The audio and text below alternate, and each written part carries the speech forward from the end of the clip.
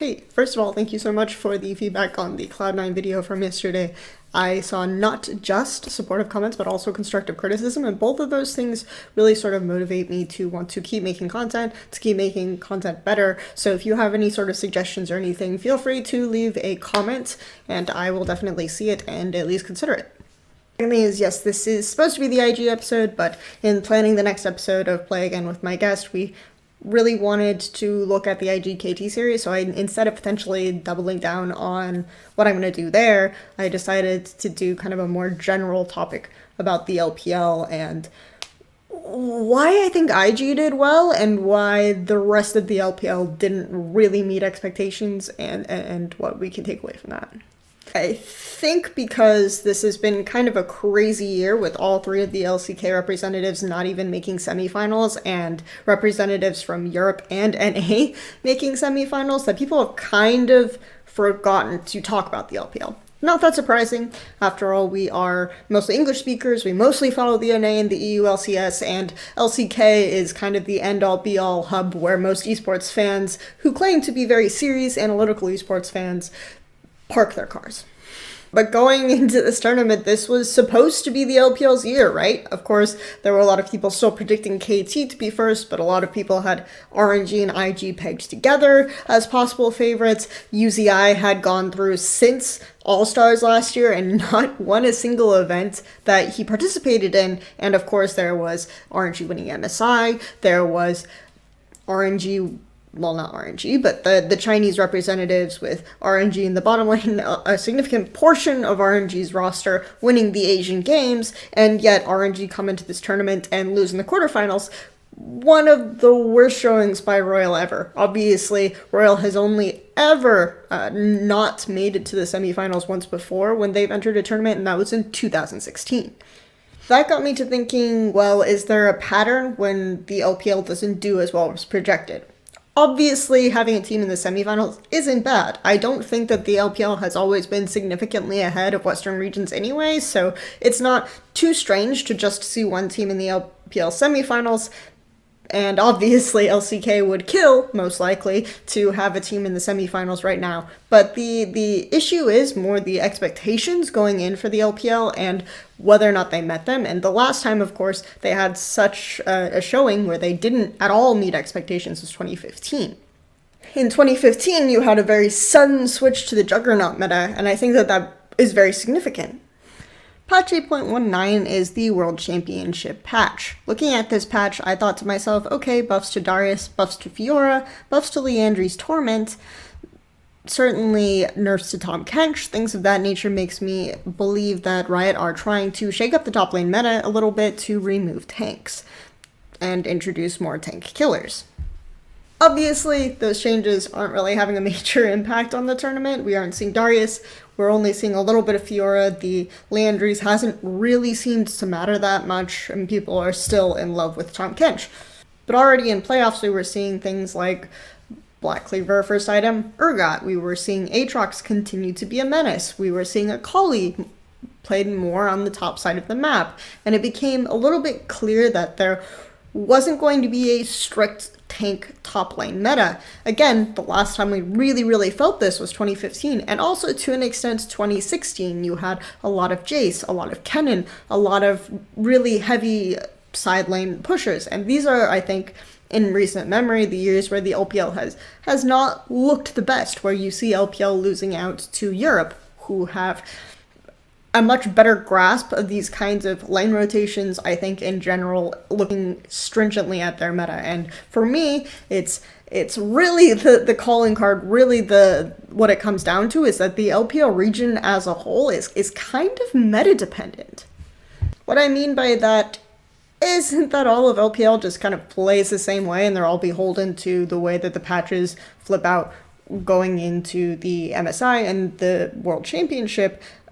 Obviously, there is, to an extent, a little bit of tendency with that, considering that the LPL has so many good AD carries that have come to the forefront, and that a lot of teams have been very, very bot lane focused, especially RNG, especially EDG. But we've had all sorts of teams coming out of China that haven't really played like that. We've had OMG, we've had more recently IG, and I think it just has a lot more to do with the way that teams are structured around central players. And for me, this is where it gets to the big problem with LPL as a region, and why I believe that it has struggled as much as it has, and why it constantly kind of fails the hype that it leads up to it.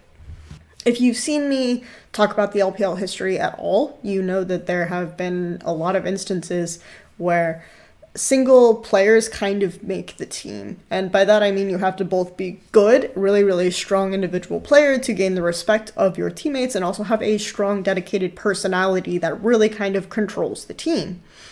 You've had players like Wei Xiao, you've had players like Clearlove, you've had players to an extent like Whites. I think more recently, UCI kind of fits that mold, where you have players who are really demanding, but also individually skilled, who have been able to lead a team to significant achievements.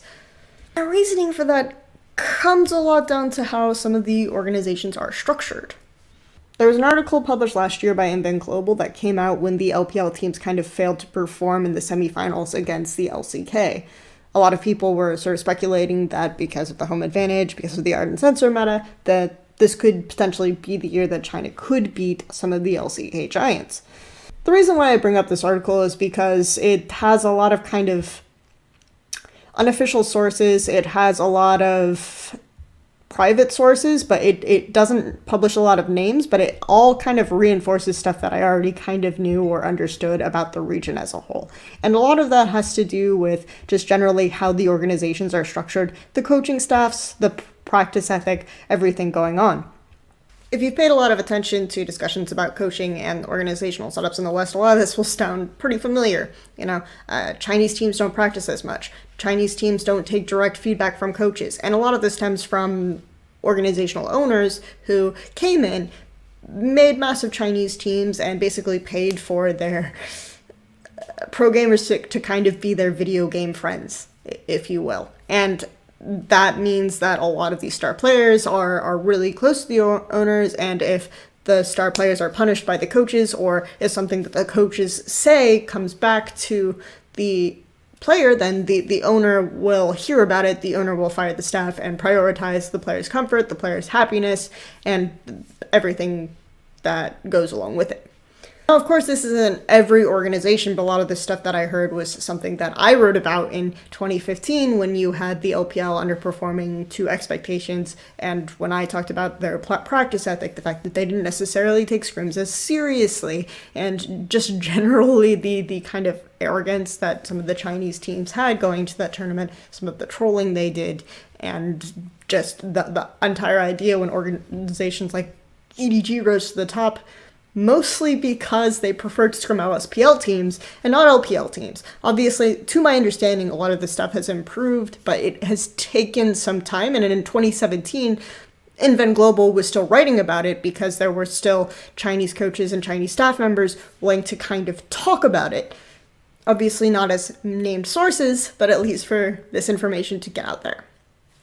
After Rift Rivals, it's kind of funny because Inven published a similar article that actually praised improvements that LPL organizations were making in regards to their coaching staff, in regards to their staff in general. The difference for this article for me is that you have a bunch of Korean coaches non-committally saying, yeah, it's better, but if you're not experienced as a coach, it still kind of sucks. But they make a really big deal about it and say, this is, why China is suddenly improving. They're practicing more, their coaches are having more say, but obviously the really distinct thing about this article is you don't have people who are anonymous sources. You have only name sources. You have Home, you have Invictus Gaming's head coach, you have Hart from RNG specifically talking to Inven and giving, I guess, our work conditions are pretty good now, to me, it doesn't work for me to have an article where you allow your sources to be anonymous and then have a subsequent article later. And obviously these are different authors saying, it's really not like that, knowing that their names are going to be on the record. So from my perspective, that probably means that the change isn't as significant as some of these guys are saying, and that some of the other considerations for Rift Rivals probably have more to do with why the LPL came on top, specifically related to Trackers Knife meta and everything else that people have covered and discussed in relation to why the LCK is failing. All this really points to is that these are player-run organizations, right? These are organizations where the players will sort of dictate when the chips are down, how their teams are playing the game, and there has been, because of that, I think, a general feeling among all the top teams that there is a particular playing style of the meta. You could argue EDG's Clear Love always kind of set what the meta was. You never had a lot of attention going to the top lane. Clear Love always preferred to gank for the bottom lane. He was used to playing with really strong AD carries, and Edward Gaming have always prioritized looking for those. Arguably, Aaron had a little bit more of a say in that regard, but you get the idea that this stems from, them being at WE and how they used to play the game and how they knew how to play the game. Invictus Gaming don't really buck that trend, and that's the key moment here, is that Invictus Gaming have always sort of been teams that prioritizing doing well on 1v1s, having high levels of individual talent and skirmishing or surprising or just ganking and jumping on everyone, being able to have strong solo laners and just really working with that. So even though you've had organizations like EDG that are very bottom lane focused, you also have organizations like Invictus Gaming that have had a general ethic, have prioritized having strong solo laners and then letting their solo laners kind of set up how the team plays, kind of lead the team. And obviously I think with Rookie, it's been working really well for them as Rookie learns more Chinese, as Rookie is able to lead the team more and gains more and more respect in the region. But you know what? I've known that. I know that the LPL teams aren't the best at adapting. They're really used to just kind of passing down a tradition of this is how we play the game. This is how we're doing it. The meta changes, we're not going to change how we do it. This is really just we're ganking bot, we're playing the 1-3-1, we're going for the 1v1s and the skirmishes. Regardless of what the team's identity is, this doesn't really ever change, and it doesn't adapt to the meta very effectively. I would say you could argue this potentially about a lot of different teams. You have G2, obviously they're maybe the biggest argument for the meta really favors them from the Western teams, but I do think you see more of adaptation coming. You have rosters like Fnatic that played really hard to bottom lane last year when the Ardent Center suited it, and now are building more and more up to highlighting their solos. You have a lot of rosters that kind of adapt their identity a little bit more than I feel like LPL teams that are just really ingrained or have an idea around one player in particular. But I knew that, I knew it. And that's why going into this tournament, I wasn't super high on EDG or IG, because I felt like if there was a twist in the middle or if there was a change of some kind, they wouldn't necessarily change, and they wouldn't be able to switch up their formula too much.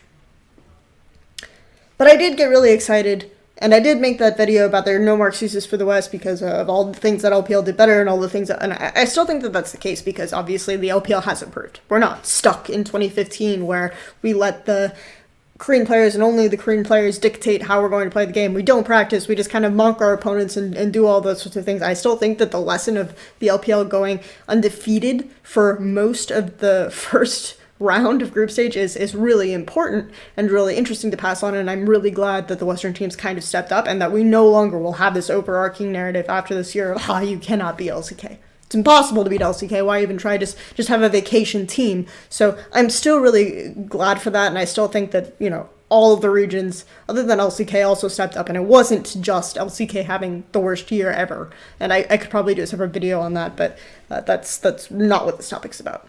Why was I high on RNG? Well, it started 2017 spring when you had this roster come out, and it was all Chinese, and you had Firefox as the coach, and I thought, okay, these are all good players. Obviously, the first 2 weeks, this was kind of RNG's vacation period, and they looked awful. I don't think I've ever seen a team look as bad. It was, the stark contrast was kind of insane, and then they came off of the break, and they played like I had never really seen a Chinese team play.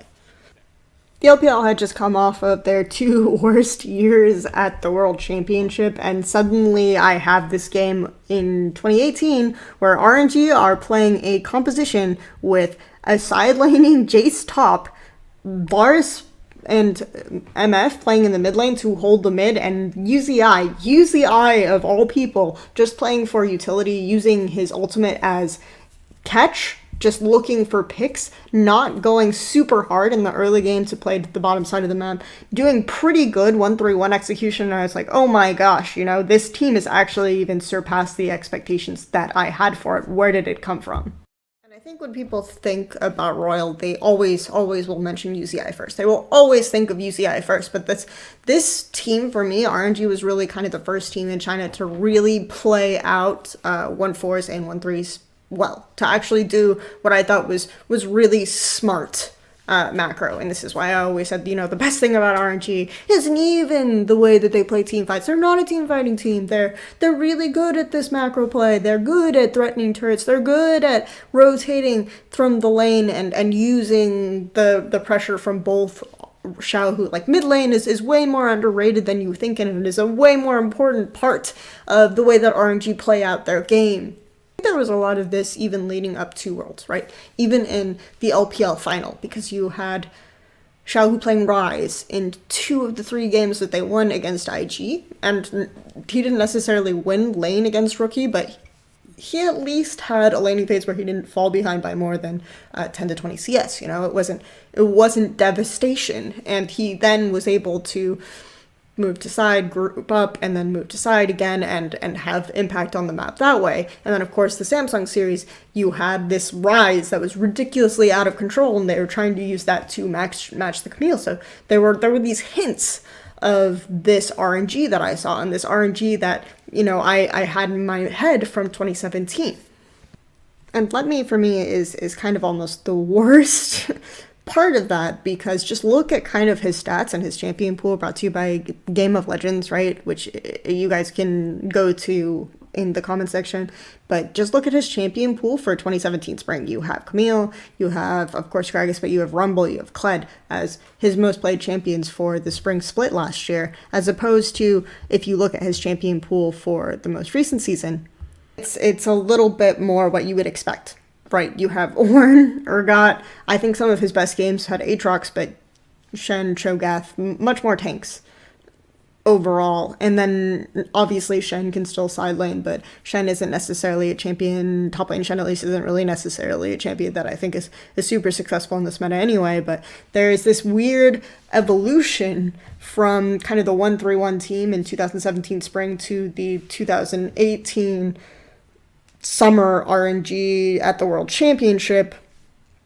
And also worth noting, in the 2017 season, when Let Me was playing all of these split pushing carries, you had other teams like WE and EDG being very successful, playing primarily tanks, primarily things like Maokai, things like Nautilus. So it wasn't just that the meta itself was very different, it was also that Let Me seemed like a completely different player in the context of that team than he did on stage most recently. Just someone just help me with this. Help me understand what they're even trying to do or trying to achieve. Where did the 2017 spring RNG go? Let me stop, please.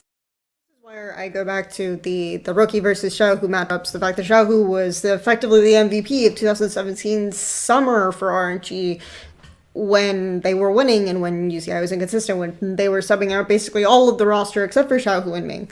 Most of people's analysis of RNG kind of goes down to just, well, their solo lanes are bad. They can't do this, they can't play this, but all of this evidence suggests that there is an RNG in there somewhere that could do something. People say it's unfortunate they can't play as a tie, but Let Me's champion pool used to be kind of very carry-oriented. I remember thinking that, you know, he was best known for his Aurelia when he first debuted in the LPL. But RNG are devolving.